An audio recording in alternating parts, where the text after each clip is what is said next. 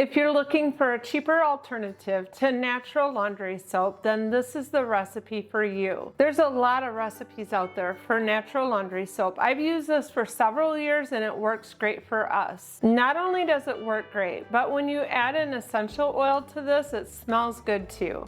I decided to look up the prices on the products that I'll be using in this recipe just to see what the prices cost today. So I looked up each ingredient and the borax costed $5.97. The washing soda costed $4.38. And the Fells Naphtha soap costed $1.78.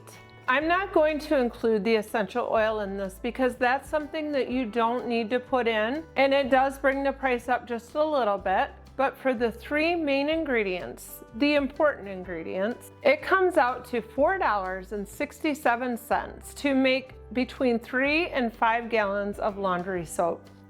The recipe says to use 3 gallons of water with this. Typically, I add a little more water to that. And in fact, last time I filled my 5-gallon bucket all the way up because it felt very concentrated. So the first thing we're going to do is we're going to take our Fells Naphtha bar soap and we're going to grate it. So I'm going to grab the food processor and get this grated up. Okay, so I have my grater blade. I'm going to put this on here. You can use a hand grater for this if you don't have a food processor. I just find that the food processors are a lot faster.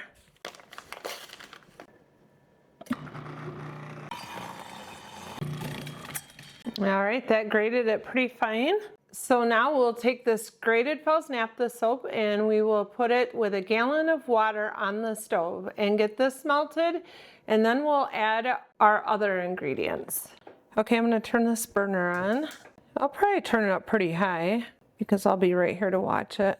So we have about a gallon of water in here, and then I'm going to add my grated bar of Fells Naphtha soap.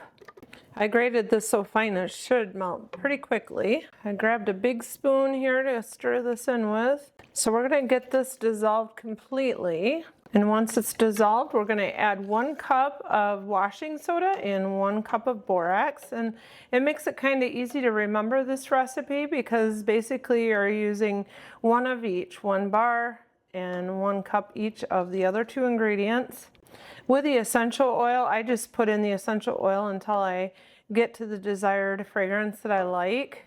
As far as the water goes, the recipe calls for 3 gallons, but again, I use probably closer to 5 gallons altogether. But it's best to add extra water after you see how thick it is the next morning. So we don't want this to come to a boil. We just want to make sure that the soap is completely dissolved before we add the powdered soaps. Okay, it's pretty much completely dissolved. It's nice and foamy. Now I'll add my 1 cup of borax and 1 cup of the washing soda. I'll just stir this in. It won't take long for this to dissolve because it's just a powder. All right, I'll turn this off and we'll pour this into our bucket. Okay, so I have about 2 gallons of water in my bucket, and I'm going to pour my soap in here. I think I'll put a little water in here and rinse this and add it to the bucket just so I don't waste the soap that's in there. Okay.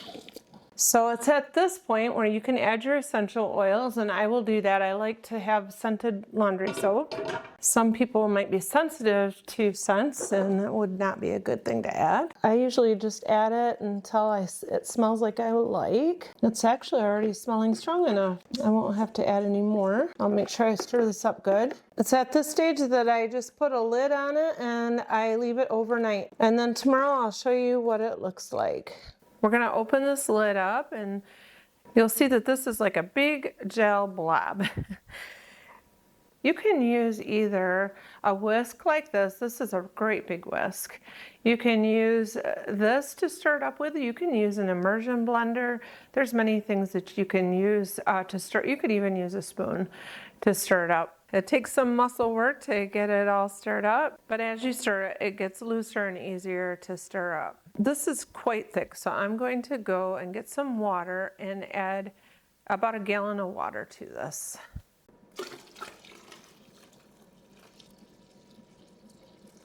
Well, that pretty much just about fills my bucket up completely. So now it's mixing a lot easier. I'm getting a lot of them clumps out of there. And it's getting to be a nice consistency. And if you see that once you put it in a jar, it's still too thick, all you have to do is add a little water and shake it up, and you're good to go. Every time I make this soap, I pretty much always fill up the 5-gallon bucket. So I think I might actually change the recipe. All right, so this is all set to go. We can pour it in our containers, and then the rest of it I'll just store here in this 5-gallon bucket.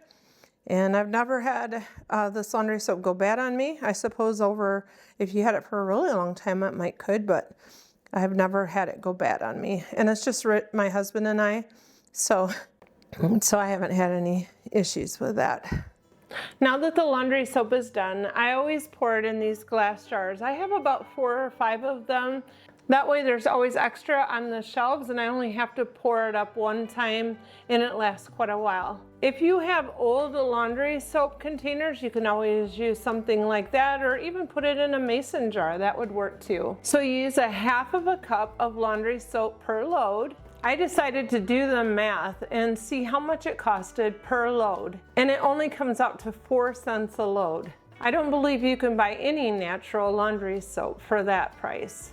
The time to make it is very short. The longest is probably grating your soap and getting it melted, but it really doesn't take long at all. Have you made some of your own laundry soap before? What are your thoughts? I would love it if you could comment below and let me know how you liked it. And if you've never given it a try, it does not cost much, as I've brought out in the equation. And there's such a satisfaction in making something like this that you know that you made yourself. So if you give it a try, just let me know. I'd love to hear what your thoughts are on it. And if you enjoy content like this, please click subscribe and join me again next time.